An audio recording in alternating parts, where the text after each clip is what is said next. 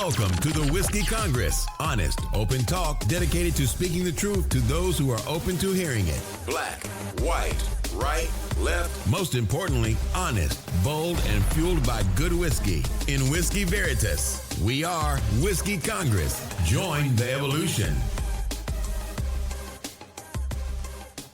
Whiskey Congress is back in session. Steve and I are together in the Cleveland studio on a beautiful sunny day in Cleveland, which you have not had a lot of lately.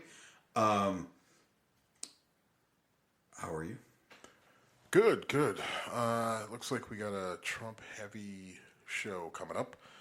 A lot of stuff going on with him this week, so we'll jump right into it. His trial. Michael Cohen testified, and it's about what I thought. They got the fact that he was a felon and all that other stuff out of the way, and that he was slighted by Trump, and that he had said on his show, on his podcast or whatever, that, he wanted to see Trump go to jail and everything else, right? So they had to get all the ugly stuff out, and then they start to get into the brass tacks of the various transactions. And you got a very detailed view of how they manipulated documents and manipulated money. But what I will say is I don't believe that the prosecution has proven what they need to prove to get a guilty verdict for what they charged them with, right? This is a campaign finance charge and an accounting fraudulent accounting charge. I don't believe that they met the requirement to get the jury. The burden of proof. Yeah. I don't see it. What they did do though was they did a very good job of showing that Donald Trump is very capable of committing fraudulent acts, and that, he had this relationship with Stormy Daniels, and he wanted it to be taken care of with a buy-off. And so you also get to see how, Cohn and Weisselman and the others involved moved the money around and got, Cohn paid for his efforts. So you can see all the shadiness, which the jury may take that and say that's enough for me, guilty, right? And I think that's what the prosecution is banking on, because I just don't see where they've met that burden of proof for the charges that have been levied against Trump. And so, if you're just going off of the evidence, I don't think that you get a guilty verdict. But once you bring in the human part of it, you could see a guilty verdict, but I think the most likely thing is a not guilty, either through a unanimous decision or you end up getting a hung jury, and then the prosecution has to decide if they're going to bring the case again, right? Which at this point, I think the answer is probably not. Wouldn't be worth it. So I'm not saying this as an accusation or a criticism, but you've been all over on this. You were like, this is a waste of time. It's nonsense. It's never going to get... Hold on. And then you were like, holy shit, this could go a different direction. And now you're like...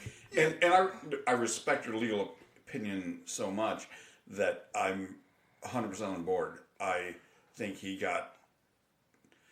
The prosecution had a tough case, and from what I've watched, they've not done enough to make 12 Americans say guilty. Well, what I'll say is, look, it's hard to, any lawyer that tells you that they can tell you the outcome of a case if they haven't seen the evidence is full of shit, right? So I had how I felt, right? And then I felt like initially with the case, like I said, I didn't think it was a good case. I wouldn't have brought it. We get, some of the early testimony. There's nothing here telling me that this was a case that should have been brought.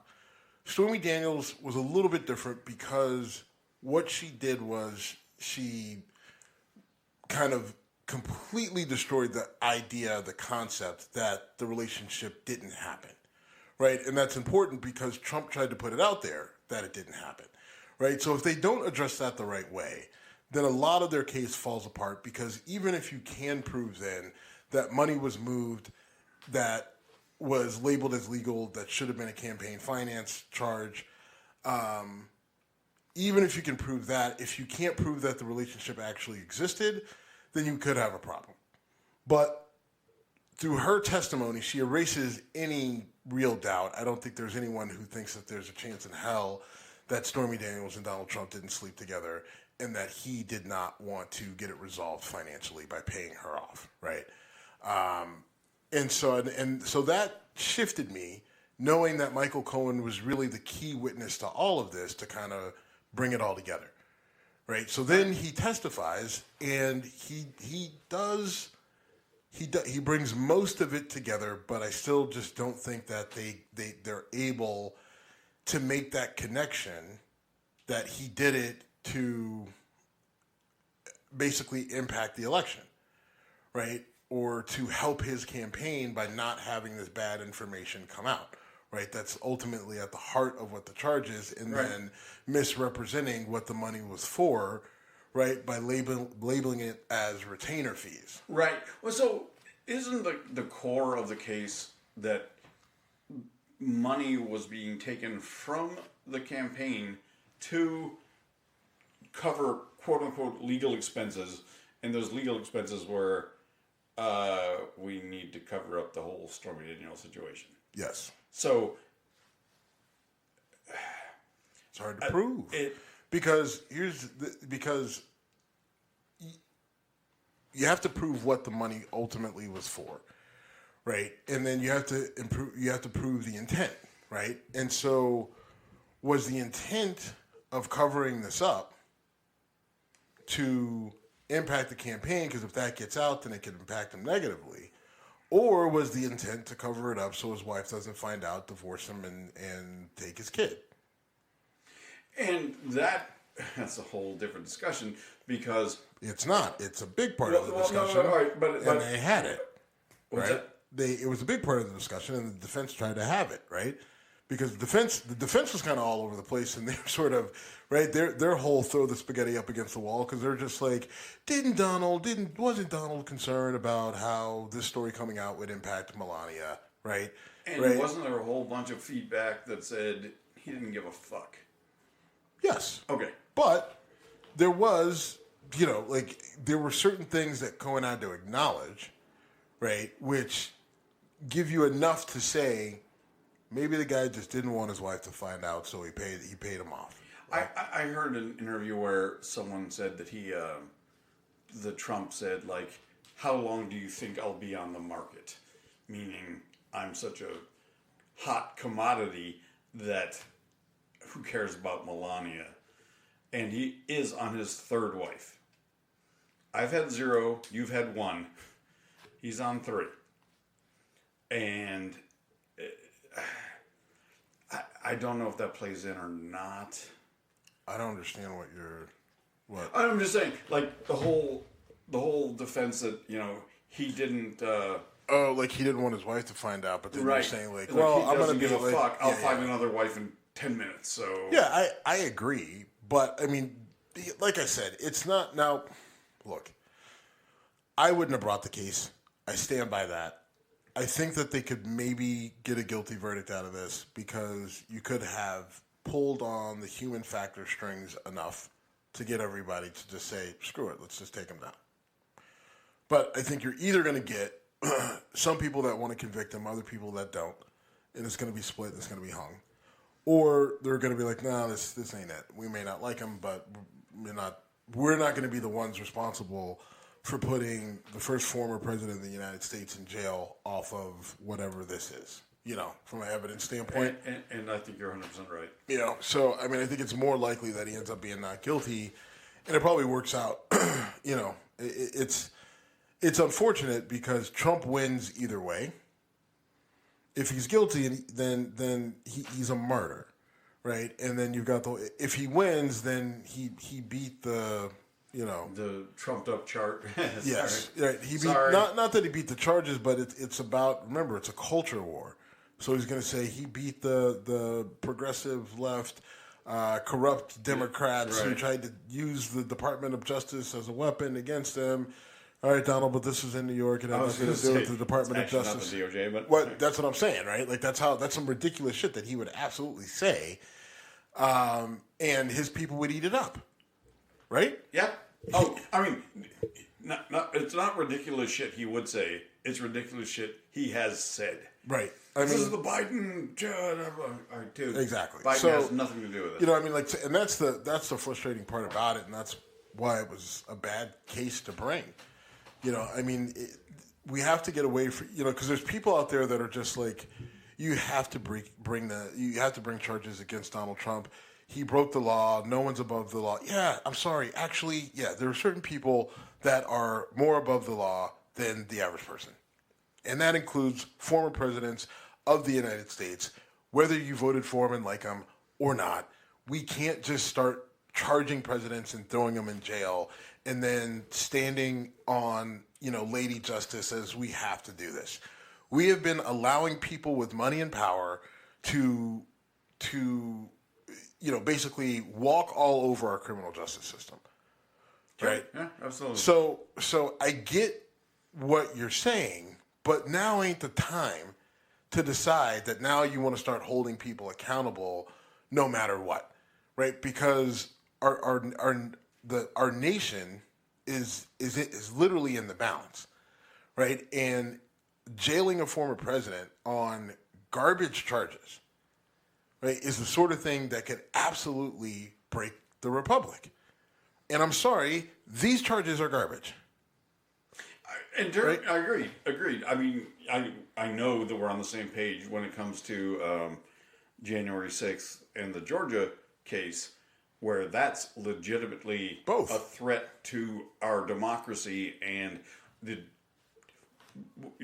state of Georgia and the Department of Justice need to stand up and say, okay, this is not acceptable. And I mean, do you remember how much I lost my fucking mind on January 6th? Nope, because I had lost mine a whole lot more. Okay. You know, I mean, just to be honest, didn't give a fuck what you thought about it. Like, it was just like people needed to pay for what happened. I don't want to Mandela effect this, but I think you and I had a conversation where I was just off the fucking rails with like, I mean, it was okay.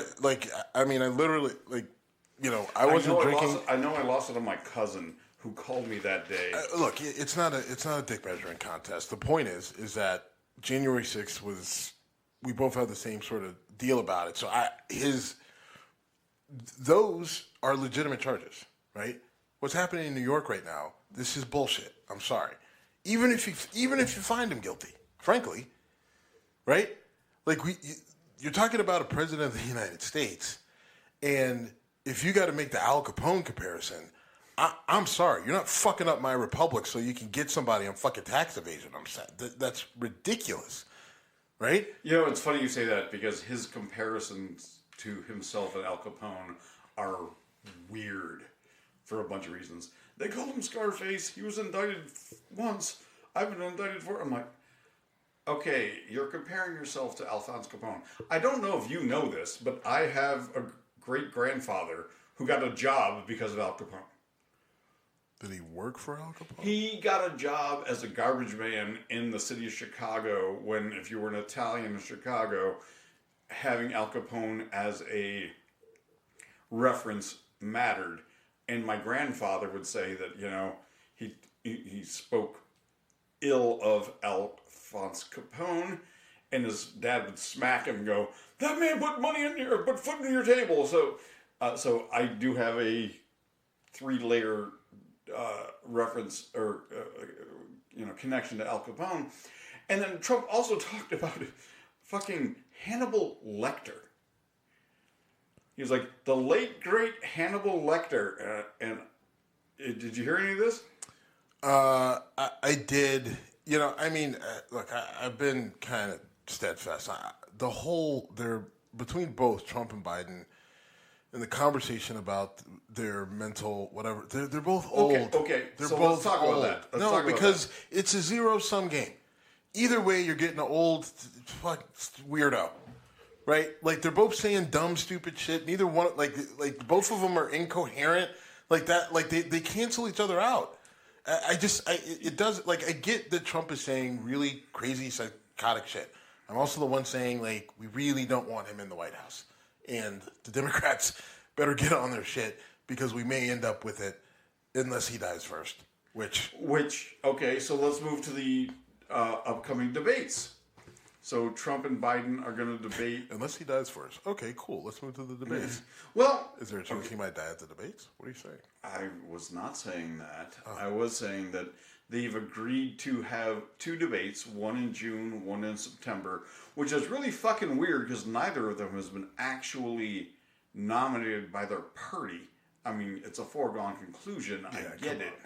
But, I mean, this is so weird. And, you know, I think that any debate between Trump and Biden is a win for Biden because he's been painted as a, you know, bumbling fool. Okay, let me just stop you. You do realize we're talking about Joe Biden in 2024. I am aware of like it's not an automatic win for Joe Biden. For it to be an automatic win, Joe Biden has to be all there and fully competent the whole time.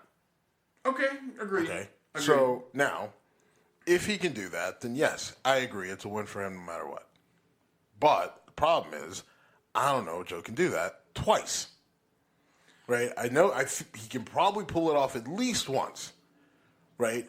But, I mean, because you're also talking about the king of gaffes before he was old. Sure. Oh, no doubt. You know, like this dude was the instruction manual for how to step on your own dick with words, right? So now he's 80 plus years old, and now you want to put him on a stage with bright lights, a lot of people around. Actually, I think they're getting rid of the audience. I think that was a request. That's correct. And I'm fine with that.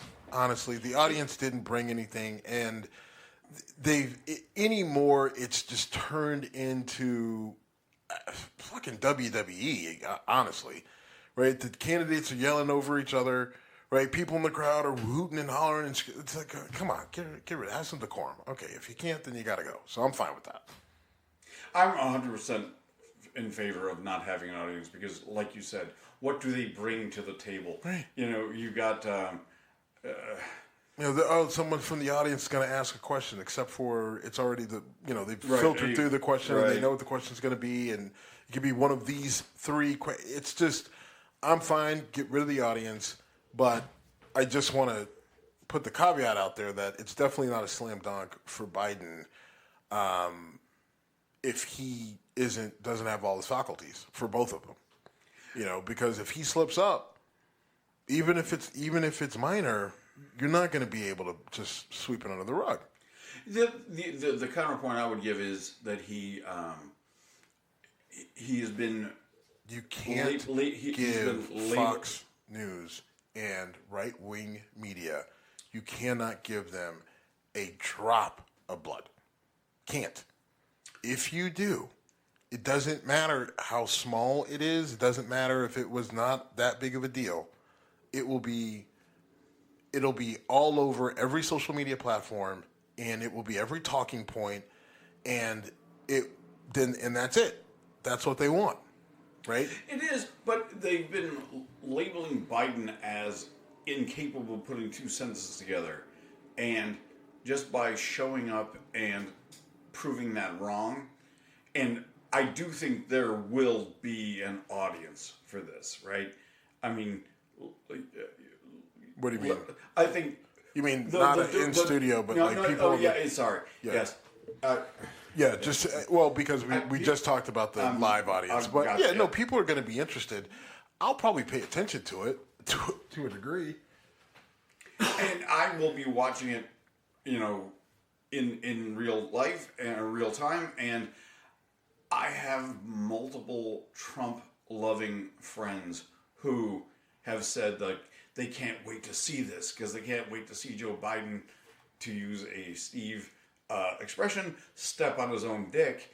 And when he doesn't, they're going to have to go, that's not what we were expecting. Yeah, you have a lot more faith in Joe Biden to not do that than I do. Which is weird because we've both seen him for the same amount of time. So I don't know how you come to a different conclusion. I think he will. He's a polished politician. He is. He's also an 80-year-old man who's a gaffe machine. You're right. Okay, but he's also a polished politician when he fucks up, which he's been fucking up for the last 50 fucking years. So all I'm saying is we've got a track record of him, just word vomit, and then you're like, what the fuck, Joe? And he's getting older, so they're happening more and more frequently. It's getting harder to control. It's one thing for him to do it when he's given the State of the Union, because there's nobody talking back at him, right? Well, I mean, other than the idiots from the house but it's shouting. but it's just he's reading off the teleprompter. It's all right there, True, and that's it, right? It's set for him, and then once he's done reading with the teleprompter, they sweep him away. He shakes some hands. It's fine. And look, this though is you're on a stage. You have the questions. You have what you're going to say, but Donald Trump is going to be out there hurling stuff, blah blah blah, which he's handled before. But what I'm saying is he's just that much older since the last time he did a debate. I mean, those are things I can't argue with. Remember, this is the same guy that gave us the stories about the black kids at the swimming pool, and if you wanted to start a basketball team, and corn pop.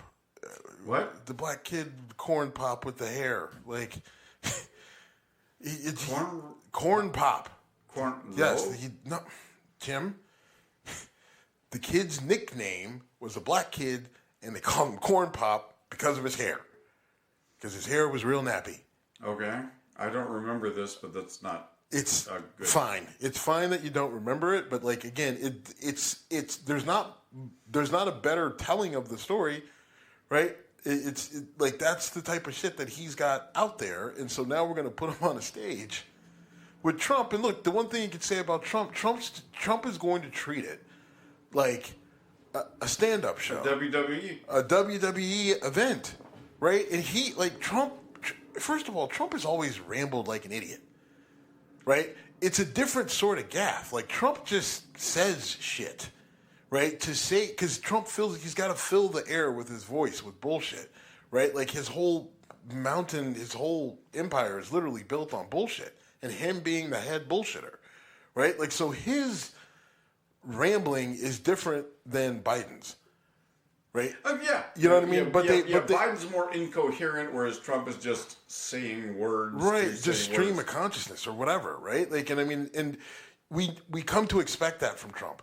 So if he's going to do what he does, it's not going to hurt him, right? His people are going to hoot and holler no matter what he does, right? The issue for Biden, though, is that to at least give his side something that they can push back on, he's basically got to be flawless through this whole thing. So all the pressure is on him to step up and perform. I'm not saying he can't do it, but if he doesn't, then it's going to be bad. And I think your pushback is that for me to say, you finish the race, it's a win for Biden, and you're saying that's not necessarily, and you're making a good point. Now, Trump also said he wants drug testing. Yeah, I don't know if it's serious, but it's just weird. He's saying that, Biden's always so slow, but then he gave an interview or did the State of the Union, and then he's all fiery. I want him drug tested, blah, blah, blah. All right, dude, I'm pretty sure you're snorting Adderall, so that's going to pop on a drug test, but whatever. Do you really think Trump's an Adderall user? I don't know. We shouldn't say that, but I don't know. I mean, frankly, I don't care if he is. I feel like we may have confirmation through one of the many people he fired from his administration, especially early on. But I'm not sure about that. But I don't know. Either way, it's a weird request, and I don't want my politicians doing blow in the open where they get caught on camera. And just listen to how I said that. I followed that, yes.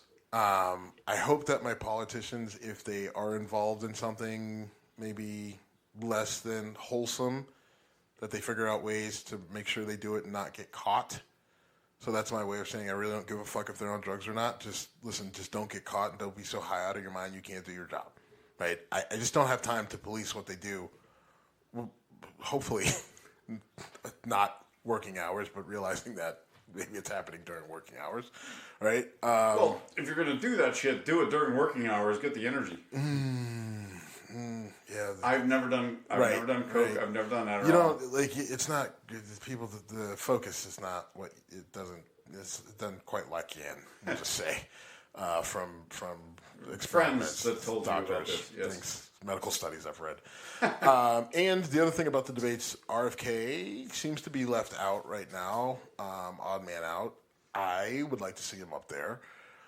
I don't want to listen to him particularly because his voice is awful, but that's better than being Ann Coulter and saying that you would vote for Vivek Ramaswamy because he's Indian.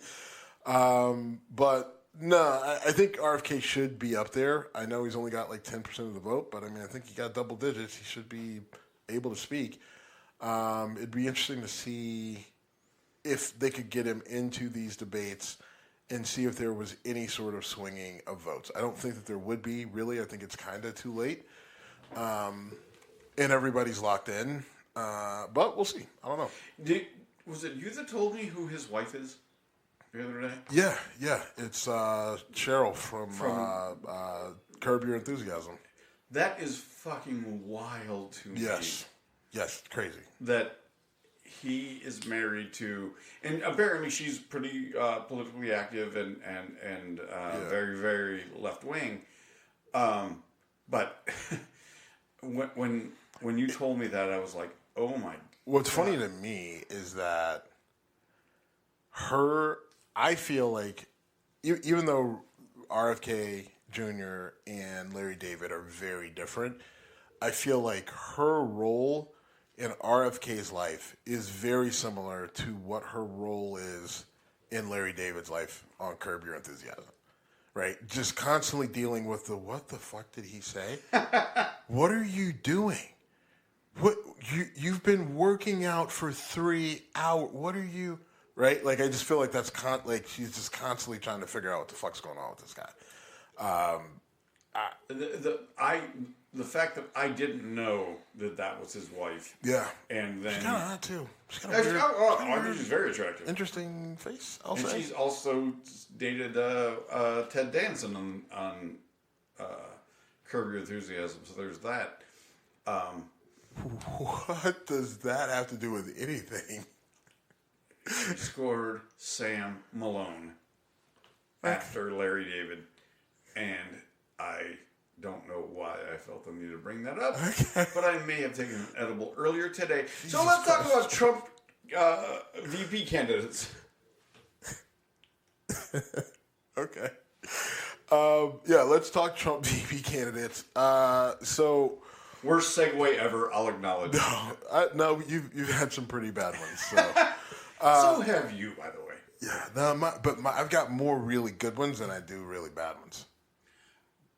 And Trump VP candidates. So Kristi Noem is probably at the top of the list, but she had a rough go at it when she's doing her promotion of her book, and then in the book she talks about how she kills this 14-month-old puppy basically because it wasn't good at herding cattle, and pretty much pointing dogs, not herding cattle.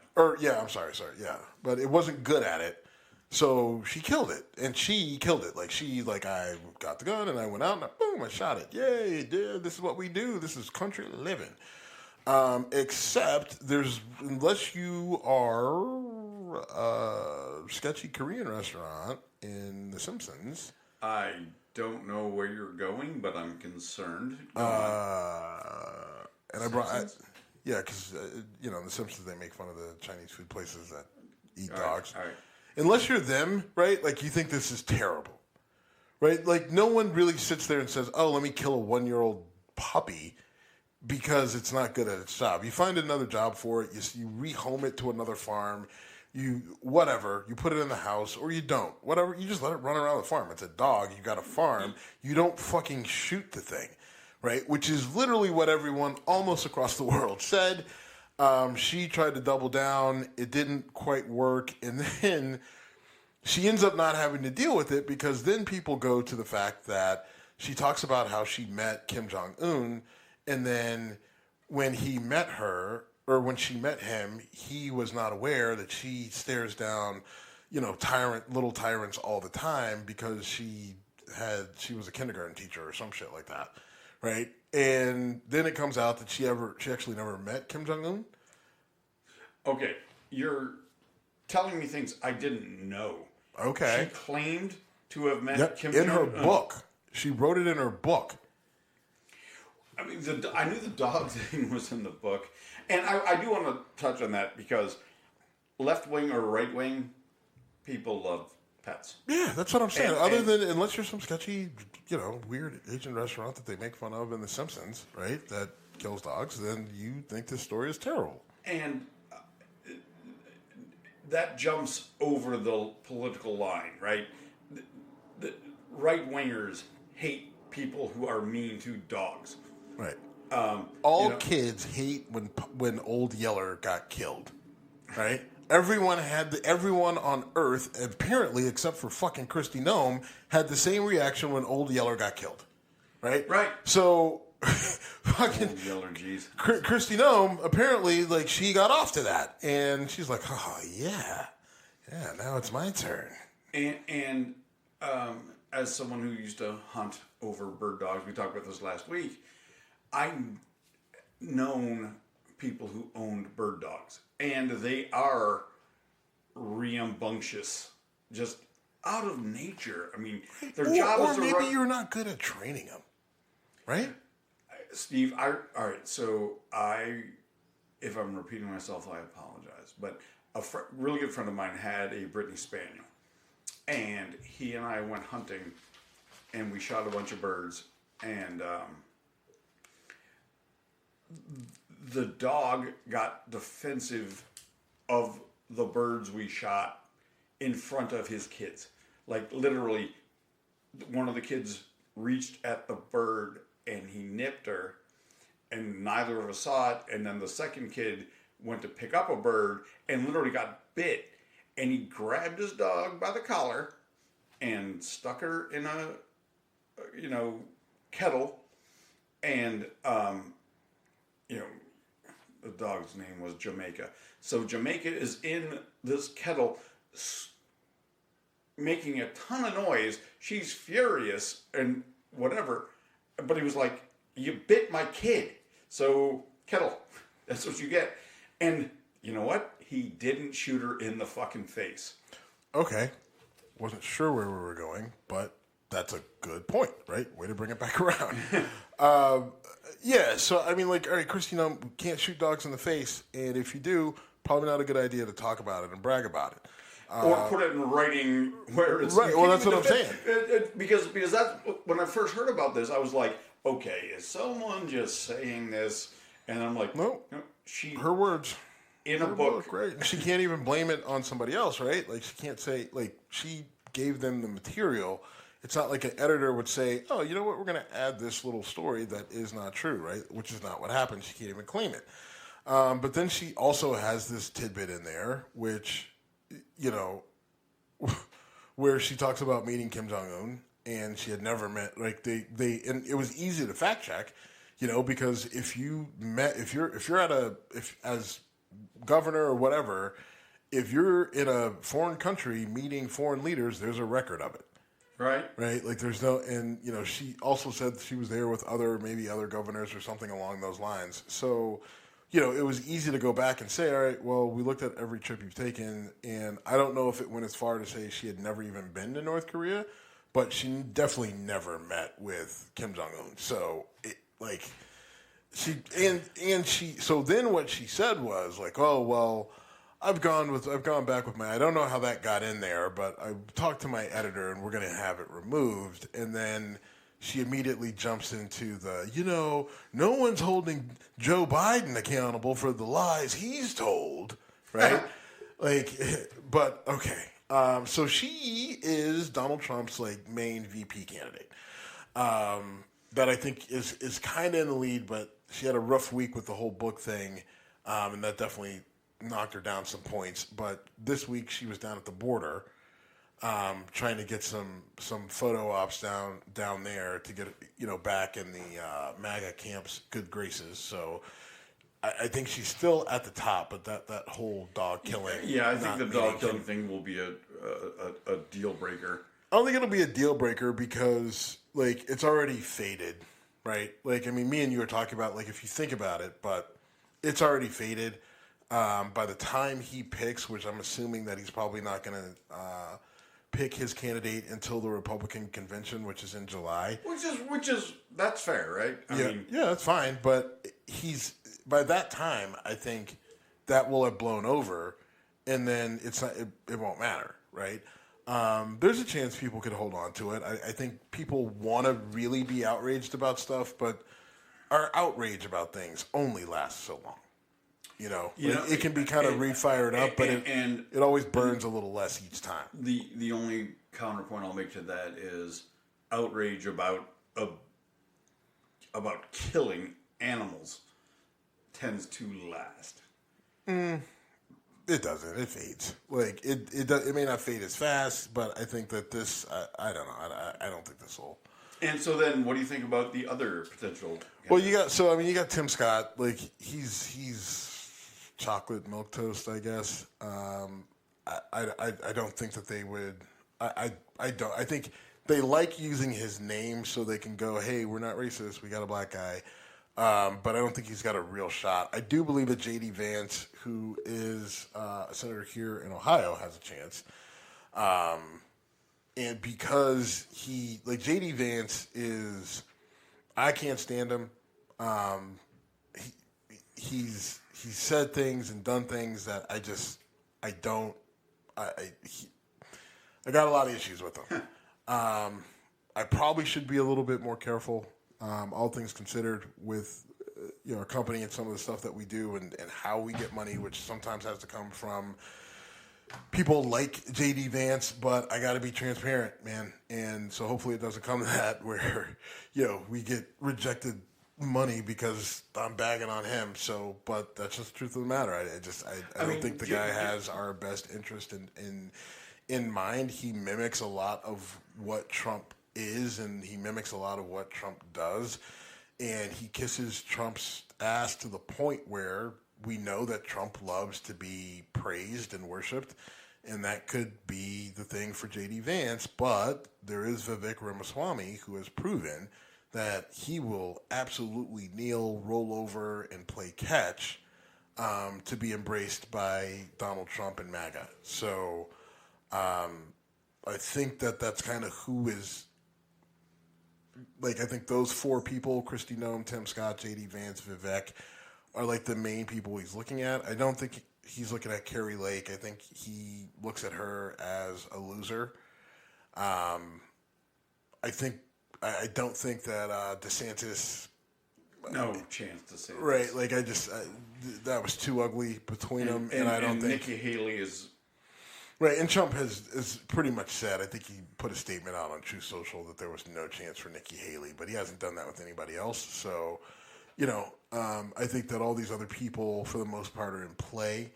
And even Vivek Ramaswamy, I don't think that Vivek is really in play, but I think that he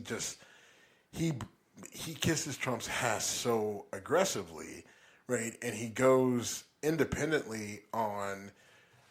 every outlet that he can get, whether it's a podcast or a YouTube channel, his, whatever, the whole thing with Ann Coulter, right? He goes on Ann Coulter's show and she, hey, I wouldn't vote for you because you're Indian, but your ideas are good. So if you want to dance, go ahead and dance. And he could have pushed back and said, fuck you, I'm not doing this with you. You're going to literally just be a racist asshole to my face. But no, instead he's like, all right, well, let's find some common ground here, And so I think, again, Trump looks at that, and I think that Trump sees Vivek as weak. and pandering. I don't think he'll choose him as a VP candidate, but maybe he throws him a bone in his administration down the line, right? And Tim Scott did the most awful, tortured, hoop jumping I've seen in a long time when he was asked, will you acknowledge the 2024 election? And he was like, I expect Trump to get elected. And the response was, okay, but will you acknowledge the validity of the election? I think it'll be Trump. I'm like, oh my God, it was so awful to watch. But I mean, here's the deal. The reason why they're not going to commit to it is because if he loses, they already know the game plan, right? Oh, 100%. I mean, you're not wrong. I'm not. So arguing with you. It's like people are like, oh, they wouldn't do that again. Why not? Right? There's no benefit of them backing down at this point. So if you lose, you just say the election was rigged, right? If you win, then you still say the election was rigged. You didn't win by enough, right? Sure. You know what? The only reason it was close is because it was rigged. What you said is very valid, because in 2016, when he lost the popular vote, it was, I'm the elected president, I won by a landslide. Well, you didn't win the popular vote. Oh, well, that was fixed. I'm like, that doesn't even fucking matter. And that is one of my biggest complaints with the coverage of politics is these national polls. They're like, nationally, Trump is winning. Okay? It doesn't matter what the national polls are. What matters is states. And I am very concerned about states like Michigan, Wisconsin, Arizona, Pennsylvania, Virginia, North Carolina, because Biden is doing a lot of shit that is not resonating. I mean, the Israel-Palestine issue is huge, and I'm thinking specifically of Michigan because he needs voter turnout. And if voters are like, you know what, I'm not going to vote for Trump, but I'm voting for that fucking guy. It's... Well, like I said, I would like to see RFK and Nikki Haley jump on a ticket together and just see what sort of damage that they could cause. Because I think if they ran as independents, that they would... stir the pot? Yeah. And I think that they could both peel votes away from both Biden and Trump, right? And then the question is, how much could they peel away, right? And from who? And from who? And then can you peel away enough to send the Electoral College into flux, right? Because that's really what you got to do, right? Like you have to put the Electoral College in flux. Pull up some of these really old-timey rules that no one pays attention to when you have to deal with like a three-way tie, and then, see what happens. And I'm going to push back. It's not a three-way tie. It just needs to be not enough electoral votes to nominate a president. Sure. So even if they got 30, or whatever votes, yes. or whatever. I don't even know what the number. 270 is a number that wins it. Yes. And if you take enough away, and if you remember, fucking. That's all I'm saying. Okay. Right. And why not? If you remember, like 8 years ago, 2016, when I was on the fence with Gary Johnson.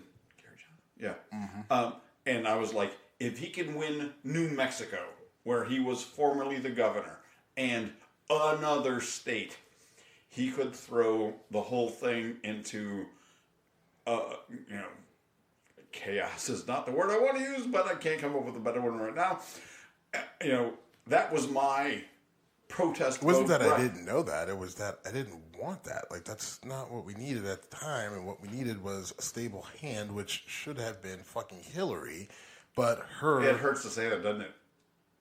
No. Why does it hurt? Because she's not a person I like. Okay, but it ain't about what you like. It's what we needed. She was what we needed at the time. And her fucking arrogance cost her, right? And then you have the ineptness of the system that Trump really exposed, right? That screws her over, and then we get everything where we're at right now. Yeah, right? and so I'm not gonna say, no, I will say that I saw it coming, which is why I was like, we can't fuck around with this, right? I remember you yelling at me. Yeah, like I just, but this is a different sort of scenario. You've got a number of issues with Biden. His age is kind of the big one, right? Because you can't turn back the clock.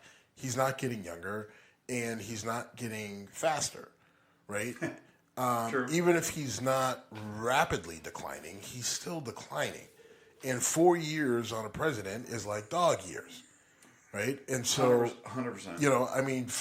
For year 5 and 6, right? If he goes, right, like he that's going to be I think by year 6, right, or the second year of his second term, I think everybody across the country, Democrat, Republican, far left, far right, is like, is this guy going to make it? All right, first of all, I agree with what you're saying. I will also say that Trump is not far behind that. But Trump, I'm sorry, like as much as people want to say that he's senile and crazy, he just doesn't give me the same vibes of mental decline as Joe Biden. He gives me crazy vibes. Like, dude's not all there. Something's wrong with him, right? Should not be president of the United States, but it's not because his brain is declining. Dude's just fucking crazy. Well, right? And I think a lot of his craziness is from ignorance, right? Like, just full out, he doesn't... Yeah. You're like, ignorance and arrogance combined are really, really... they give you content, right? Cocktail, yeah. And you get Trump, right? He doesn't know history. He pretends to know about it, and then he uses it out of context with the wrong references about himself, right? Like, so yes, when you don't know what the fuck you're talking about, and then trying to make comparisons to show how great you are, yes, you're going to seem, and you are basically a fucking sociopath. But at the same time, Biden is generally declining to a point where I'm not sure, like, we put that guy in office, and I don't know if he can do his fucking job at a certain point.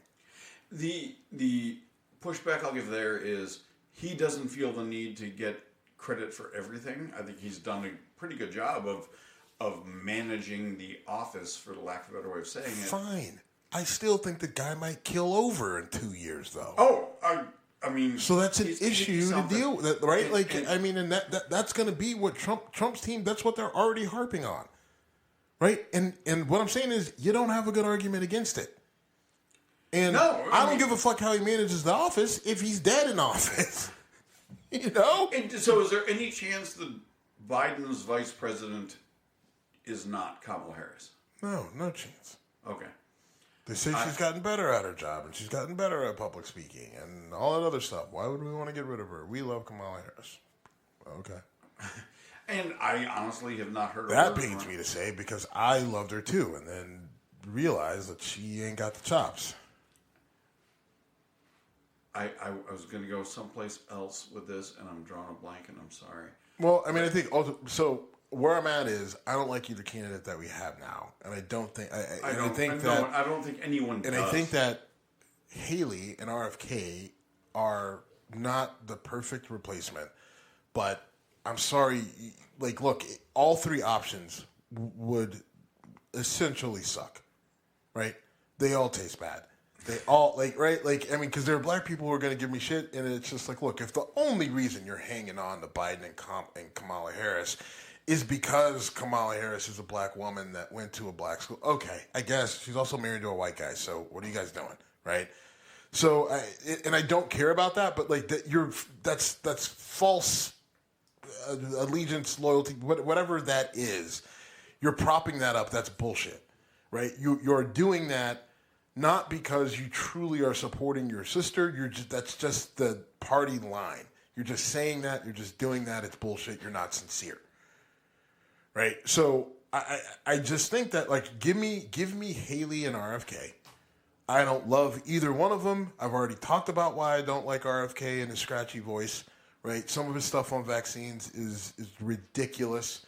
but he does have some good socioeconomic things that I could actually support and get behind that I haven't actually heard other candidates talk about. It should be the sort of stuff that the Democrats are talking about, and he's doing a better job of it than them, right? So maybe that cancels out his whole vaccine thing, right? And then Nikki Haley, there are certain things I kind of like about her, but there's plenty that I can't stand, right? Like she is an ultra conservative. Like the good thing is I know my gun rights will be good with her and RFK. Well, maybe not with RFK. No, maybe not with RFK. I realize that. He has a reason.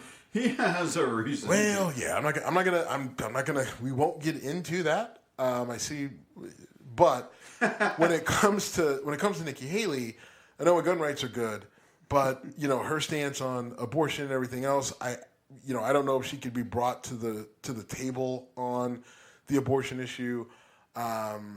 Some of her other policy issues that are kind of Trumpish or whatever, I don't support. But again, I'd rather deal with her in RFK because I think that they're both sane enough to where they understand that in order for this country to work, you need compromise. And they try to, as best they can, put a stop to the populist shit that you see from the MAGA movement, right? And I don't think you'll ever really be able to shut up the far left progressives because they just can't be made happy. But you can at least have enough to be able to sort of filter them out where you don't have to deal with them as much. You know what I mean? The thing I blanked on a few minutes ago was I was driving through your neighborhood and there was a Trump revenge tour flag. Trump 2024. There's plenty of Trump people in my neighborhood. Why are you saying it like... Well, I'm not making it your fault. I'm just saying that the 2024 revenge tour says where their mentality is. It's also weird. There's more like Black Lives Matter signs and stuff like that are still in people's yards in my neighborhood than I would expect, which is bizarre to me as well.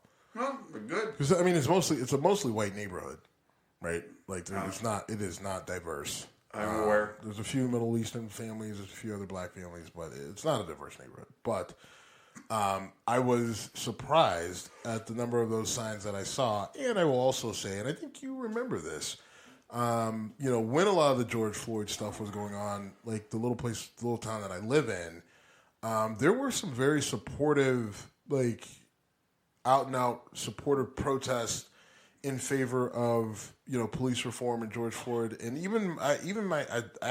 my mayor reached out to me, and we talked at length a little bit about some of the different things that they could do.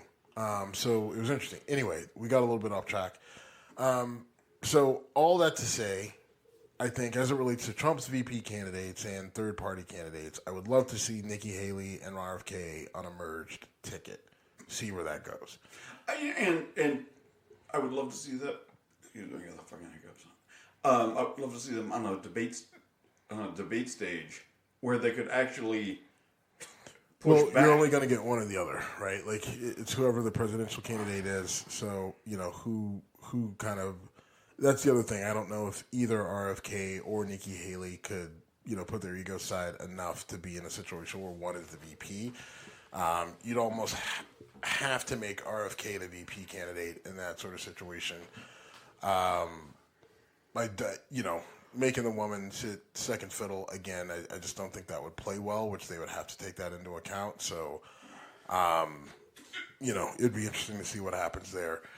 One of the last things I want to get to, you've got you've got a couple, but we'll see where we are on time. Alito and this upside down flag.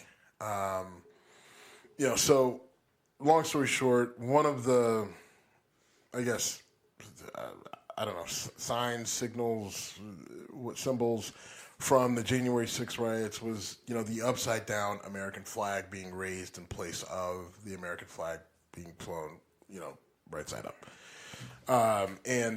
People in protest of January, or people in support of January 6th, in support of President Trump and everything, were flipping their flags upside down, and raising them up to flagpoles as a symbol of support for, again, what happened on January 6th and Donald Trump and everything else. So Judge Alito, shortly after January 6th, now ended up with an upside-down flag flying above his house. And people are like, what's that about? He says that his wife got into an argument with a neighbor. She was upset, so in protest, she flipped the flag upside down and raised it. That is a pretty terrible lie. That it feels like a pretty terrible lie. Agreed. But, I don't know. But it's important because Alito has been on, some of these January 6th cases. He's on the Supreme Court. Yes, he's on the Supreme Court, but he's having to hear January 6th cases and Donald Trump cases and everything else. And so it feels like he's full of shit on why the flag was upside down. It feels like basically he's been corrupted by MAGA, maybe even Donald Trump himself. And he's not doing a good job of covering it up. And again, like you said, he is a sitting member of the Supreme Court of the United States. You're a lawyer. Yep. You've been very outspoken about Supreme Court decisions over the 10 years we've known, 15 years we've known each other. Sorry for the hiccups. It's all right. And that's one of the most influential seats in the country. And he's doing that shit? Come on. Well, I mean, it gives anyone who's like looking at this like a normal, sane human being is looking at it like, man, this dude is in their pocket, or he's been corrupted, or he's a true believer, which you have to think at that point then, clouds how he makes rulings and decisions. But there's no real way around it. But I also think, I don't know where this is going in the media, and it feels like this dies. Kind of like people kind of forgot about the whole thing with Clarence Thomas, right? Like some people are still screaming and yelling about it on social media, but for the most part, most people are forgetting the money that was paid and the trips and the yachts and the planes and everything else. What was the guy's name? He was Harlan Crow. There we go. It was real plantation slavish. Yes. Yeah. Harlan Crow. White suit, white hat. Feels like that's what he wears everywhere. With a cane and a white beard and glasses. He's Colonel Sanders. So you've got that. The last thing, Marjorie Talyor Greene, Jasmine Crockett, AOC, get into I'll call it a spat, but look, at this point, Congress it's a joke, right? It's high school. Right? I mean, come on, man. Marjorie Talyor Greene says that, Marjorie Talyor Greene says something. Jasmine Crockett, she's a Democrat out of Texas, made a statement about what they were there for. And what they were there for was actually to hold Merrick Garland in contempt over not delivering the audio tapes of interview with Biden or Biden's testimony or something along those lines, right? So Marjorie Talyor Greene makes a request for something that doesn't make any sense, that wants to know about who somebody hired that had something to do. It had nothing to do with why they were actually there. Jasmine Crockett says, not sure if you know why you're here, because that request doesn't make any sense. Marjorie Talyor Greene says to Jasmine Crockett, oh, well, your fake eyelashes are getting in your way, and maybe you can't read what's happening. Right? So then, everybody, AOC and Jamie Raskin, they all get all like, whoa, strike that from the record, all this other shit. And the whole thing ends up devolving into a big screaming match. I think it went on for like 4 hours of people just basically talking shit on the congressional floor. And the most fucked up part about it is I want to call us out for, we're supposed to be a civil country, blah, blah, blah, and we should be above this, and the rest of the world is laughing at us. But then I saw today that in Taiwan, a legislator just took a bill, literally the physical paper bill, ripped it off the table, and ran out of the room. It was like, if I physically take it, you can't vote on it, I'm out. And he took it, and he ran, pages flying. It was like something out of a fucking cartoon. I was like, what? So, all that to say is, like, look, we could have that going on, right? We could have people just running and taking bills. Now, we did have a congressman pull a fire alarm to stop a vote. We've also had Lauren Boebert, like, running, putting heels on, looking like she's getting out of a backseat of a car during prom. Which happen. And, she's missing votes and everything else. So, I don't know. I mean, the clown show continues. But all that being said, we got to shut it down. Jim has a terrible case of the hiccups, and he's having trouble to get rid of them. I do have a terrible case of the hiccups. So, we'll just shut the show down so you can deal with that. At Whiskey Congress on Instagram and Twitter. I'm sorry for the hiccups. See you later.